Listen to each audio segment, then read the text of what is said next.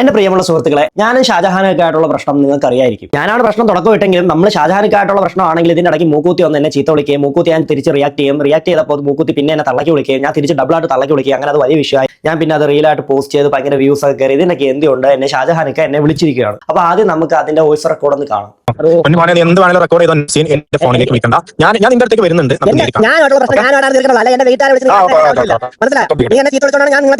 Hello ശരി ശരി ശരി നമുക്ക് നേരിട്ട് സംസാരിക്കാം.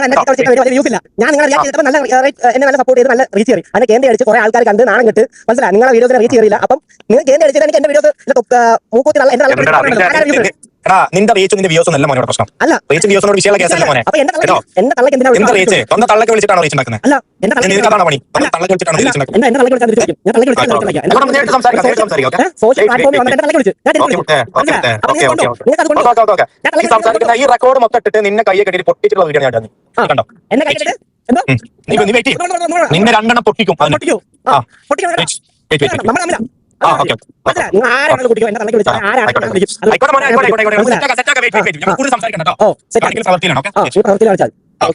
എന്റെ പൊന്നു പൊതു ഷാജഹാനൊക്കെ നമ്മൾ അമ്മ വിഷയം ഉണ്ടെങ്കിലും നമ്മൾ അമ്മ ഒന്നെങ്കിൽ വിളിച്ച് സംസാരിച്ച് തീർക്കണം. അല്ലെങ്കിൽ ഞാൻ ഇരിക്കുന്ന സ്ഥലത്ത് ഒന്ന് അങ്ങനെ സംസാരിച്ച് തീർക്കണം. അല്ലാതെ എന്റെ വീട്ടുകാരെയും കൂടെ എന്റെ ഇടയിൽ പിടിച്ചിട്ട് വീട്ടുകാരെ വിളിച്ച് ഭീഷണിപ്പെടുത്തി 4 മക്കളിനകത്ത് ഒരാളെ കാണാതെ പോകും എന്നൊക്കെ ഭീഷണിപ്പെടുത്തേണ്ട ഒരു ആവശ്യമില്ല. എന്റെ വീട്ടുകാരെ ടെൻഷൻ ആക്കേണ്ട ഒരു ആവശ്യമില്ല.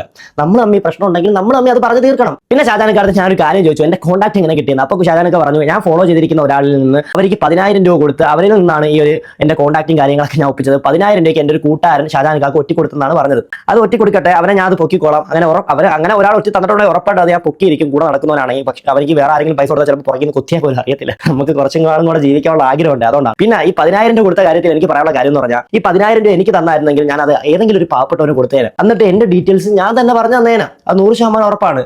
എന്തിനാണ് ഈ പൈസ ഉണ്ടെന്ന് കരുതി ഈ വെറുതെ പൈസകളൊക്കെ വേസ്റ്റ് ആക്കി കളയുന്നത്?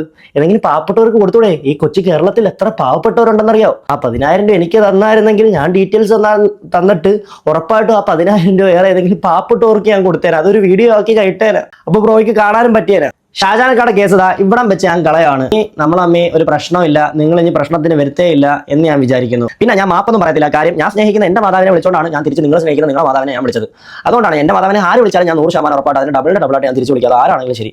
പിന്നെ ബ്രോ പറഞ്ഞ കണക്ക് ഫോൺ കോളിൽ കൂടെ പറഞ്ഞ കണക്ക് എന്നെ ഇവിടെ വന്ന് അടിച്ച് മെരുക്കി വീഡിയോ ഒക്കെ ചെയ്ത് ഇൻസ്റ്റാഗ്രാമിൽ ഇടുമെന്ന് പറഞ്ഞല്ലോ. അതേ കണക്ക് ഇടാൻ വല്ല പ്ലാൻ ഉണ്ട്, അങ്ങനെ ഇടണം എന്നൊക്കെ ഉണ്ട്. വിഷയം വലുതാക്കണമെന്നുണ്ടെങ്കിൽ കൊല്ലം പള്ളിമുക്കിലോട്ടൊന്ന് വന്നാൽ മതി. കൊല്ലം പള്ളിമുക്കി വന്നിട്ട് എന്നെ വിളിക്കും. എന്റെ വീട്ടുകാരെ വിളിച്ച് ഭീഷണിപ്പെടുത്താതെ ഈ പെണ്ണക്കുണം കാണിക്കാതെ എന്നെ വിളിച്ചിട്ട് ഞാൻ വരും. ഉറപ്പായിട്ട് 100% ഉറപ്പായിട്ട് നിങ്ങളെ ഫ്രണ്ട് ഞാൻ വരും. കൊല്ലം പള്ളിമുക്കി വന്നിട്ട് വിളിച്ചു കഴിഞ്ഞാൽ ഉറപ്പായിട്ട് ഞാൻ വരും. പിന്നെ സ്ഥലം കൊല്ലം പള്ളിമുക്ക ഒന്ന് അന്വേഷിച്ചിട്ട് പറഞ്ഞു, അത് വേറെ കാര്യം. അപ്പോൾ ബൈ.